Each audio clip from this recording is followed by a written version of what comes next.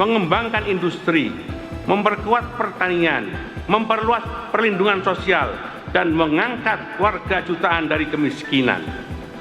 Namun, masih ada anak-anak kita yang berangkat sekolah tanpa sarapan.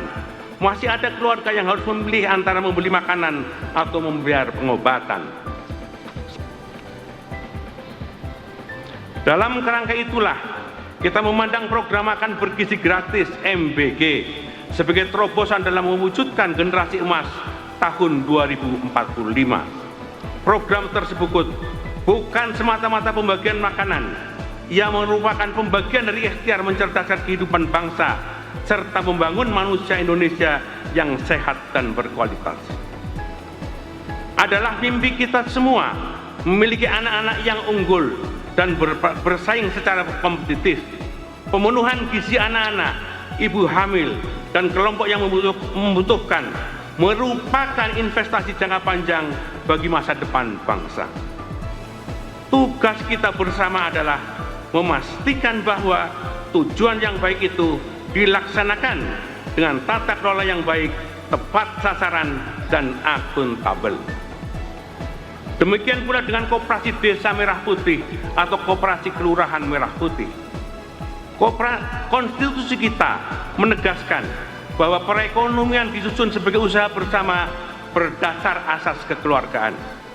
Amanat ini menunjukkan bahwa pembangunan ekonomi Indonesia tidak boleh semata-mata diserahkan kepada persaingan bebas yang membuat pihak kuat semakin perkasa dan pihak lemah semakin tersisih.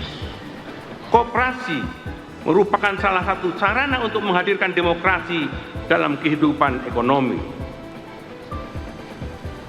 Melalui koperasi yang dikelola secara sehat dan profesional, petani dapat memperkuat posisi tawarnya, nelayan dapat memperoleh akses pasarnya, pelaku usaha mikro dapat berkembang, distribusi kebutuhan pokok dapat diperpendek, dan nilai tambah ekonomi dapat dinikmati masyarakat.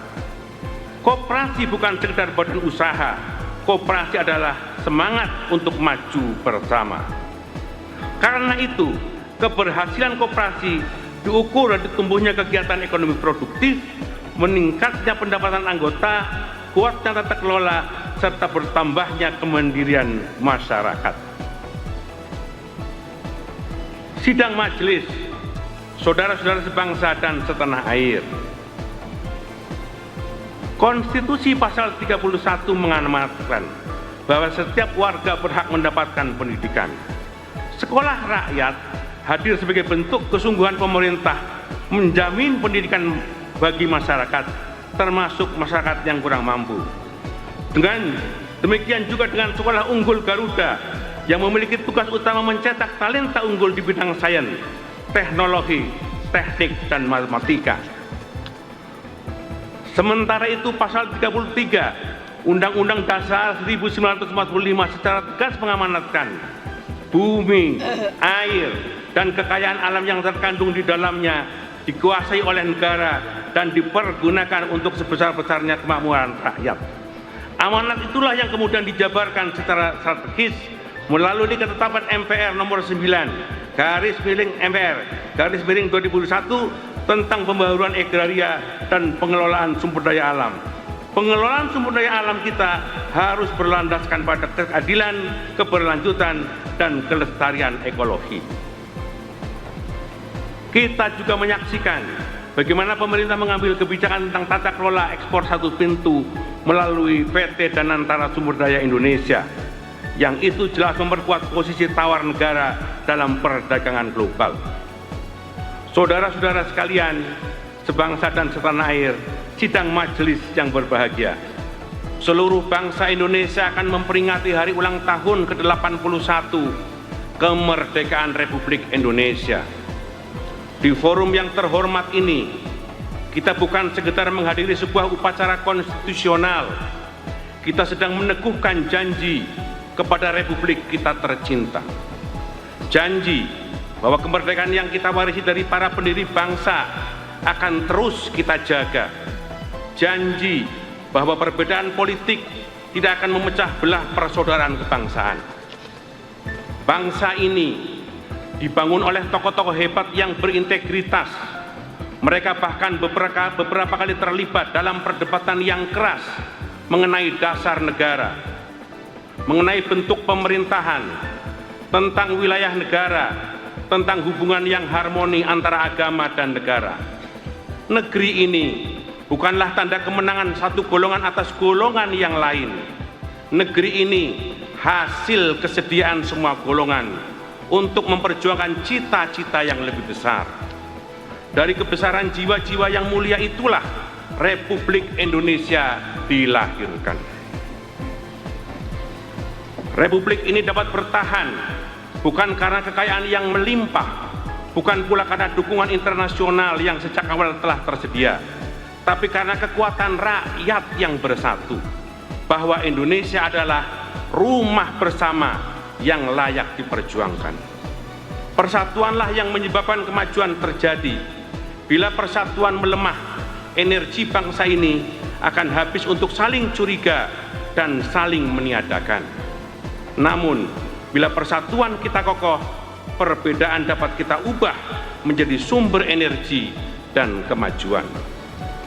Sidang majelis, saudara-saudara sebangsa dan setanah air. Sebagai dasar negara, Pancasila merupakan titik temu terbesar yang pernah dicapai oleh bangsa kita. Pancasila lahir bukan dari ruang hampa. Ia tumbuh dari pengalaman sejarah, kebudayaan, agama, dan kearifan yang hidup di tengah masyarakat Indonesia. Ia dirumuskan melalui perdebatan, perenungan, serta kesediaan untuk menemukan jalan yang dapat diterima oleh semua golongan. Dalam sejarahnya, Pancasila telah berkali-kali mengalami ujian. Bangsa kita pernah menghadapi pergolakan politik, konflik ideologi, ketegangan antar kelompok, krisis ekonomi, kekerasan komunal, ancaman separatisme, terorisme, bahkan pandemi. Namun, setiap kali bangsa ini kembali kepada Pancasila sebagai titik temu, kita mendapatkan energi besar dan jalan untuk bangkit bersama. Pancasila harus terlihat nyata dalam cara negara melindungi rakyatnya, dalam cara hukum ditegakkan, termasuk untuk upaya untuk memberantas korupsi yang kini telah menjadi prioritas, dalam cara kekayaan nasional dikelola, dalam cara kita bersatu di tengah perbedaan. Itulah nilai dan semangat dasar dari Pancasila. Saudara-saudara sebangsa dan setanah air, sidang majelis yang berbahagia, kita telah memilih jalan demokrasi dalam mengelola aspirasi dan pandangan yang berbeda. Gak sempat baca? Dengerin aja. Klik icon text to speech, gak pakai ribet di okezone.com.